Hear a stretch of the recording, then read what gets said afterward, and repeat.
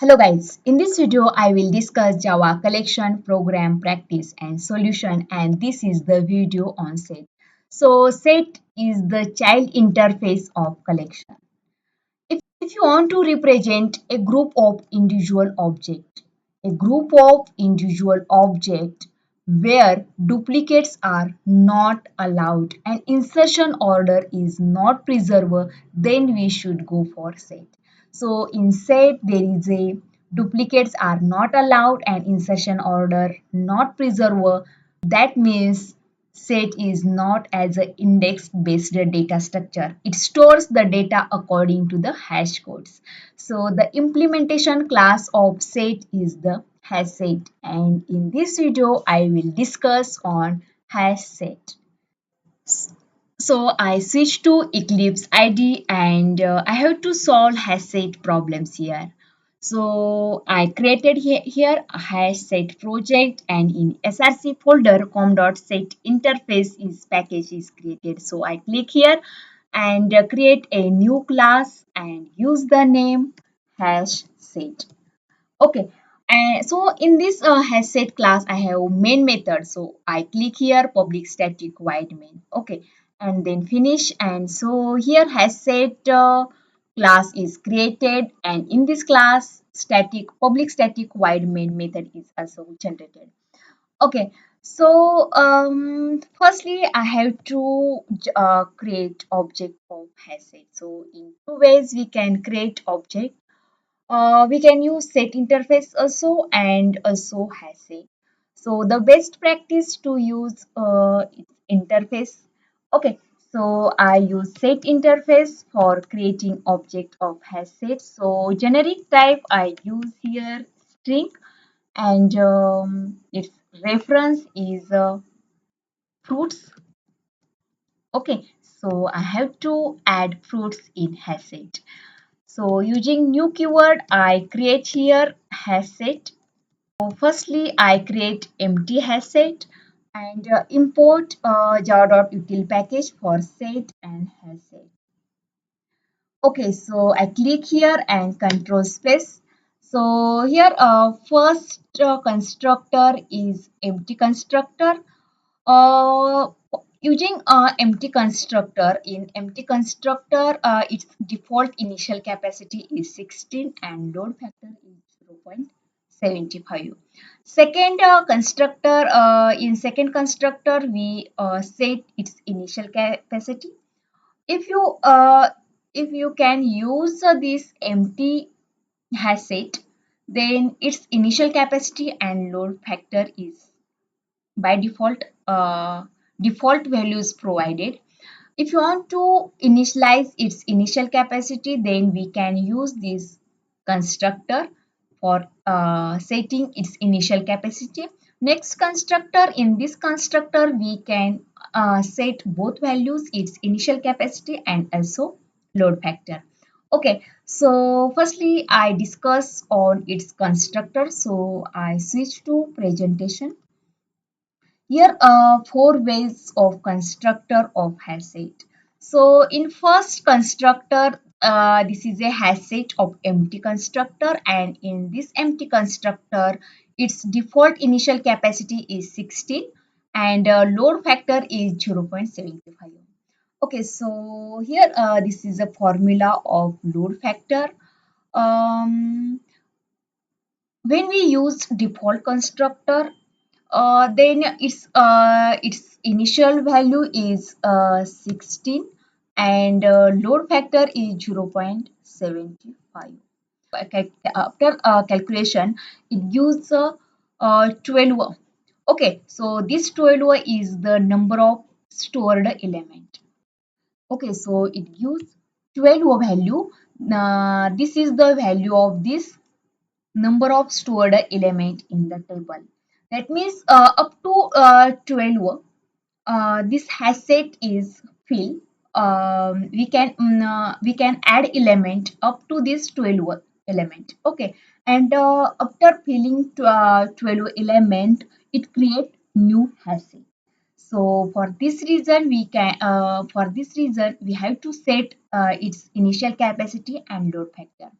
Okay, so next constructor, in this constructor, we initialize only initial capacity and default value is 0.75.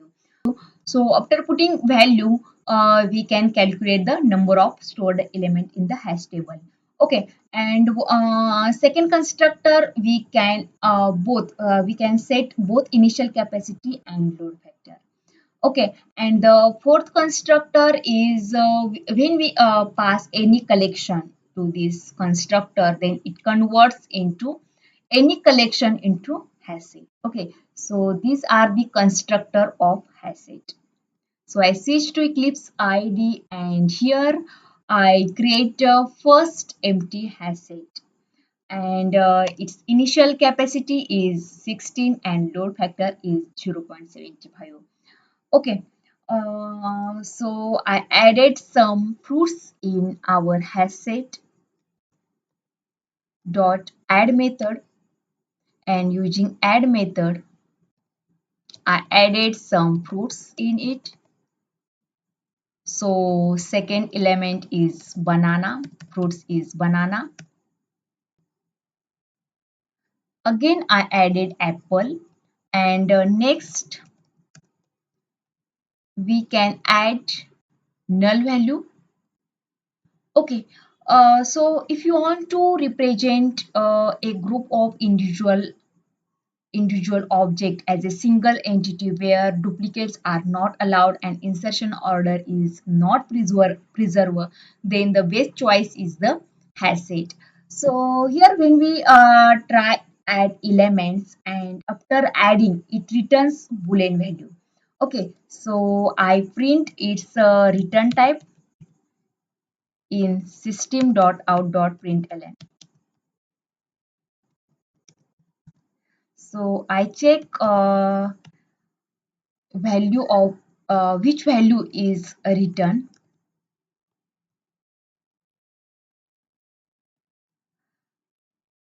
Okay, and when we try to add a double value, second time when we add this value at second time, then it's return false. Has it add elements successfully added, then it returns true. Otherwise, if this element is double, we try to add a double element, double fruits, then it return false. So here I check fruits here, list of fruits. Okay, so I save it and run Java application. So this is the output and according to this output insertion order is not preserved because firstly I added apple, banana and then apple and null. Okay, so here insertion order are not preserved and firstly I added apple fruits, then it returned true. That means it successfully added in our HashSet. Okay. Second, I added banana is also successfully added, and next I try to add uh, second time apple fruits. That means it's double elements is added. When we try to add double element, then it return false, and it return false. That means it in fruits has it can't add it. Okay, so in this way, we can add element in HashSet. So it not allowed, duplicates are not allowed, and also insertion order is not present. Using fruits reference, we can access methods of set and HashSet. Okay, so add all, that means another add all elements of another class we can add in our fruits.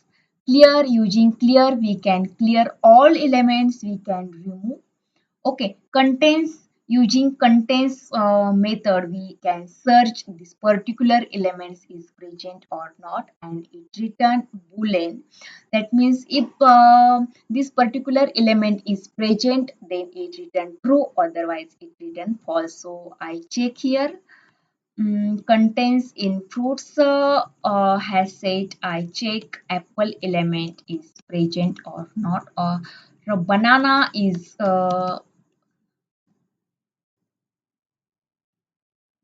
banana is present or not. So it return. So in system.out.println, I put this value. Okay, so contains method is used to search this particular elements is present or not. Okay, so this element is present, so it return true. Okay, so in this way we can use methods. Again, equals method for each. So is empty that means the current hash set is empty or not. If this set hash set is empty, then it return true, otherwise false. Okay, so I will cover one by one. Size, using size we can okay, so here I check size of this hash set. So this is a default constructor and its initial capacity is 16. So I put fruits dot size this method in system dot out dot println function.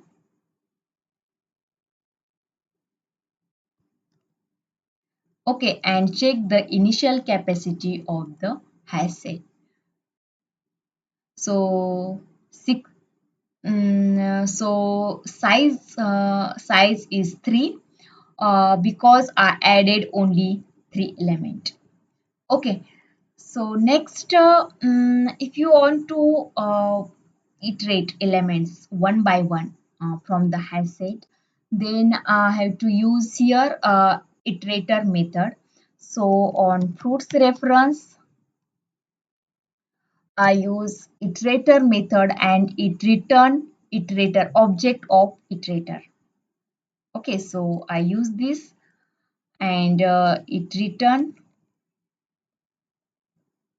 object of iterator and type is string and I use ITR is the reference and I iterate its package. I have to add it here iterator. Okay, so next I have to use while loop here. And on ITR is the reference. On ITR, I have to check the next element is present or not. Has next that means in this collection, the next element is present or not. If next element is present, then it return true, otherwise false. If next element is present, then this loop is executed. That means if this condition is true, then this loop is executed. Okay, so has next check the next element is present or not. If element is present, then this condition is true and control into this loop. And I have to access this particular element. So I use next method and this is method on itr dot next method and it return string value. So its return type is string and I have to hold this value in one variable. Okay, and using system.out.println function, I have to print this.